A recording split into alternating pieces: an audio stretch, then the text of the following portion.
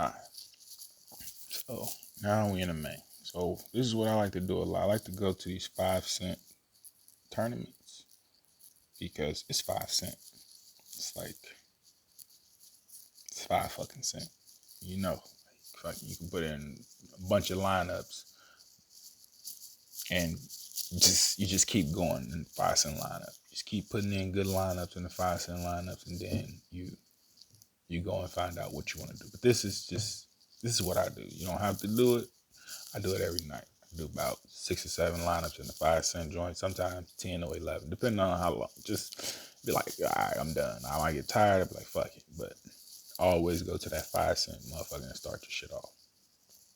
All right. So we've already been through Express, late night, and after hours. So now, if you're going through this, you see all these point guards now? See how many point guards it is? Look at all that shit. I didn't want to go through all that point guard. You already know. De'Aaron, Kyle Lowry, Chris Paul, Murray, Lonzo, Bledsoe, Zadaransky, Kobe White, Derrick Rose. Then you get your sleepers down there. Anthony Simons, Rondo, Kai Bowman, Corey Joseph, Wanamaker,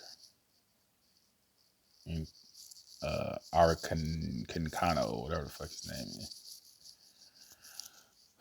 Do you need to go there? Probably don't. So what I do next is I come to the main and I go through the point guard position and I find out who's playing those first games.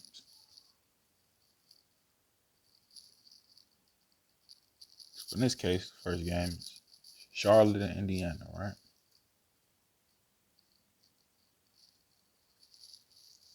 I go, this is key right here. The key is to find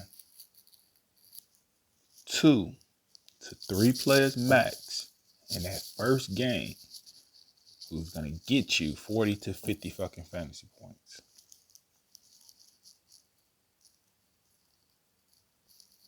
I'm looking for Oladipo to see if he's playing.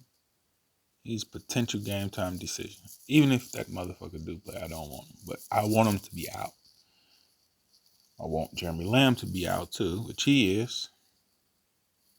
So I can automatically pick up Brogdon.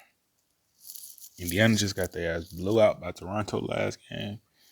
And I rarely see Indiana get blown out. So if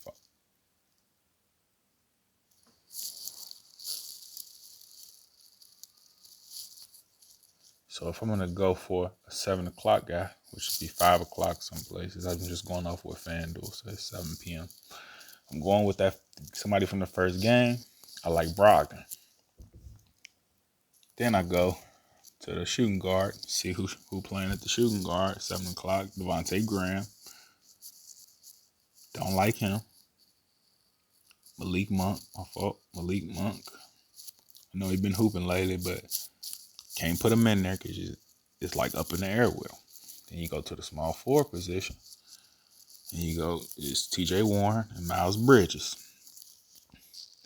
Now, both of these dudes got the potential to drop some big numbers. But TJ Warren got the better matchup. And he just had a horrible game against Toronto because they got blew out. So I would think about putting TJ Warren in there as my second 7 o'clock dude. I go to power forwards. You got Sabonis and PJ Washington. Man, dude, it's Sabonis going up against a garbage ass Charlotte team.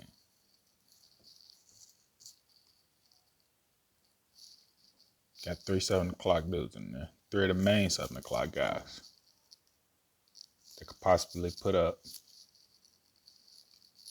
40 to 50 fantasy points to start me off. Right? And from there, you don't have to put all 3 of them in there. You can just use 2 of them. I say 2 to 3 players max to start you off. So if it don't make sense to you, don't put it in there. So maybe TJ Warren don't make sense to you. Take his ass out.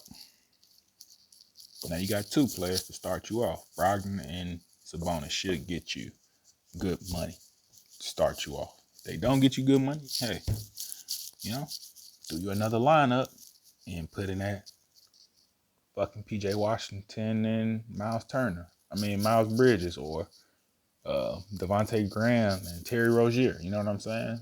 That kind. If you think Charlotte gonna have a better game, I don't think Charlotte gonna come out there and have a better game than Indiana. I think Indiana's gonna come out there and destroy them.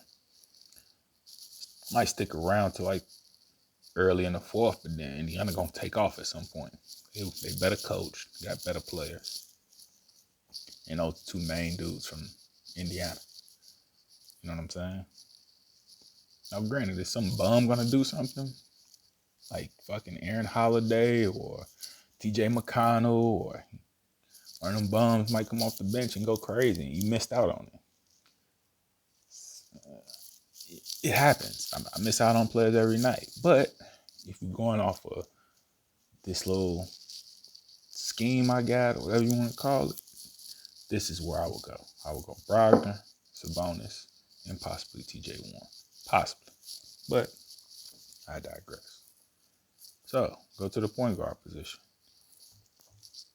Now, this is when you go to your express and your after hours and your late night and see what point guards you had in there. So I worked with De'Aaron Fox, I had Kyle Lowry on one, I had Lonzo on one, Eric Bledsoe on one, and Derrick Rose on one. So I would take one of them point guards. I need some late night exposure. You need at least 2 to 3 niggas max for late night. So plug De'Aaron Fox in there, right? So you got De'Aaron Fox, Malcolm Brogdon. Two decent lineup to start off. Not bad. Now we go to our shooting guard. Who do we focus on a lot? Shai Gilgeous-Alexander. Plug him in. It makes it easier for you because you already know who you looking at. You already know because you done did the express late night out there. You don't got to go through searching for all of these players. You know Shai Gilgeous in like 2 of your lineups already. Yeah, plug him in. And you scroll down. Do you need some value? Oh, whoa. Look at Marcus Smart. Ain't no Kemba Walker. Come here, Marcus. I already know what you got going on against Portland. Portland is trash. You should have a field day with Portland. So we got Shai Gilgeous, Shai Gilgeous and Marcus Smart, Malcolm Brogdon, De'Aaron Fox. So we got one late night exposure, and then at 10 o'clock game, that game always before the last game, you want to try to get you 1 or 2 solid players from that game. So in this case, I might go like Tatum and Marcus Smart, or take Tatum out, or like a Gordon Hayward, Marcus Smart. You know what I'm saying? So I can still have points rolling in. You know what I'm saying? Into that last game, to that final 10, that, you know what I'm saying? That last game of the night, you'll still have players playing while that game started. So you still be getting them points, because you don't want to just be sitting there getting no points. And then you got now your 10 to 30 players playing, but niggas can already pass you. Now you got to catch back up. You don't never want to play catch up. You always want to be in the lead. So you can either go Gordon Hayward, Marcus Smart. You can go Jaylen Brown, Marcus Smart, or you can go Tatum, Marcus Smart. But Tatum, I don't think Marcus Smart should lead your lineup. That's just me. You always got to find like some core players, 1 or 2 core dudes. And tonight, Marcus Smart going to be like one of them core players who probably don't lead my lineup, because they playing against Portland on the road. And I just smell a good game out of Marcus Smart. I could just smell it. All right, so in this case, I'm going to just do the Gordon Hayward, Marcus Smart for now. And I go to the small forward position. Here we go. You got Spicy P, Wiggins, Ingram, TJ Warren, Harrison Barnes, Anunoby. And then this dude right here. I want to put him in so bad, but it's just hard. So I'm going to go, let's see what I got. 63 per. Just for now, just because I need some extra late night, I'm going to throw Harrison Barnes in there. Then we go to the center position. Can do 1 or 2 things here. I know we didn't touch Whiteside, but should have a good game. If I put Whiteside in there, I still have 4,300 for power forward. And look who it is. Harry Giles. So look, I got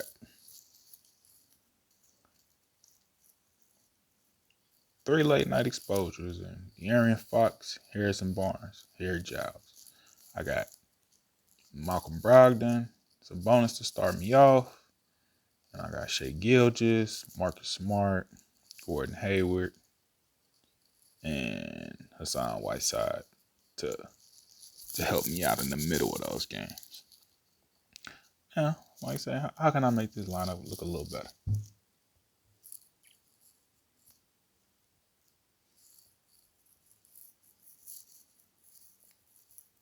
I could drop Gordon Hayward for TJ Warren, or can drop Hassan Whiteside for Steven Adams. Somebody I've been on the whole time, right?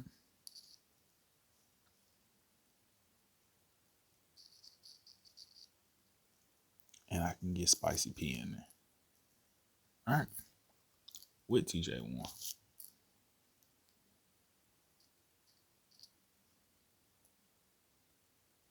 I could possibly juice up Harry Giles, but I don't want to do that.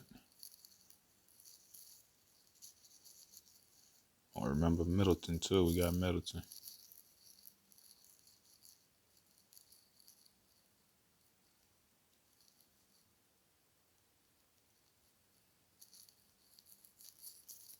I can do something like that.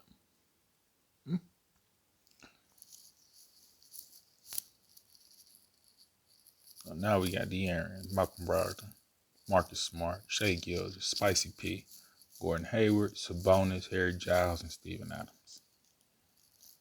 And you looking at that lineup like, well, yeah, ain't no LeBron, ain't no AD. You don't need LeBron and AD. Nights like this, you don't need them in every lineup. Yeah, you want to do lineups with them. Maybe 1 or 2 lineups with either AD or LeBron. But in this case, this lineup should put up close to 340, 350 with no problem. No problem. And then you submit that, all right, 5 cents. And then you go and do another lineup similar to that one. Then you just basically get the flip-flopping in there. You flip-flop a couple times, and you add some players that you probably wouldn't mess with in there, or you just play around with. Put LeBron in there, see how much you negative, or put AD in there, see how much you negative, and then go plug and play from there. But you already know what players are going to do what just from going to Express after hours and late night. They have to. They have no other choice but to go crazy because it's only a certain amount of games in that block. You know what I'm saying? So they're going to have to put up the points and use your basketball knowledge or common sense on what players make sense. You can add that same little, you can add that same, what's the word I'm looking for? Whatever. You can add that to your main lineups and you'll be good. This is how I do my lineups every day. Every single day. I wake up, I go straight to Express 2, or if it's Express 2, after hours, late night, and then I go right to the main. And I start making my lineups. I just keep doing these 5-cent lineups all day. I just roll with a whole bunch of 5-cent lineups until I'm just 5 cents out. I'm just like, you know what? All right, I'm good. And I look at which one of them lineups look the best, and I start putting them as my main shit. But you don't have to do a whole bunch. You know what I'm saying? You can just play around with them lineups. I guarantee you, if you do this enough, you go by what I just did in these last couple videos. You do what I told you to do, guarantee you'll be putting up more points. It's a guarantee. After that, you basically just go to these tournaments here. So 3 to 100 player joints. You find the $2 entry fees, the $1 entry fees, even the $25 entry fees. Just look at the, see here, lineup. prizes. 100 players. First place, $625. You only can put three max lineups in there. You only need one. You know what I'm saying? Going up against 100 other people. Excuse me. 99 other people. But majority of them people, excuse me, got 3 lineups in this shit. So, just think about it. It's good money. 3 to 100 player joints. It's really all I mess with, and single entries in the tournaments. $10 single entries, $5 single entries, $2 single entry. Anything that's a single entry by that joint, enter. Because, basically putting your best lineup against everybody else's best lineup. You know what I'm saying? They can only put in one. I would say get you maybe 2 of these $7.77 lineups in there, just so you don't miss out on that 100,000. In case your lineup just go cuckoo for fucking Cocoa Puffs, get in there. But once you start winning big and you hit for that couple thousand off, you're gonna do it. It's gonna come. Trust me, it's gonna come if you go by exactly what I told you to do. Then you can start fucking with the $66 entry fees and the $100 entry fees, because it's less people in there. The prizes still are up there. But it's basically what I do every day. I don't win every night, but I win majority of the nights, man. When I do win, sometimes I win really big. So all you need is that one big hit. And then from there, you just keep doing the shit. Don't change the method. Sometimes I go off the grid and do some wild shit, but I always have to get back to what wins me the most money. And that's fucking with Express after hours, late night, and then going to do your main. But that's basically how I do my lineups. Y'all got any questions, hit me up.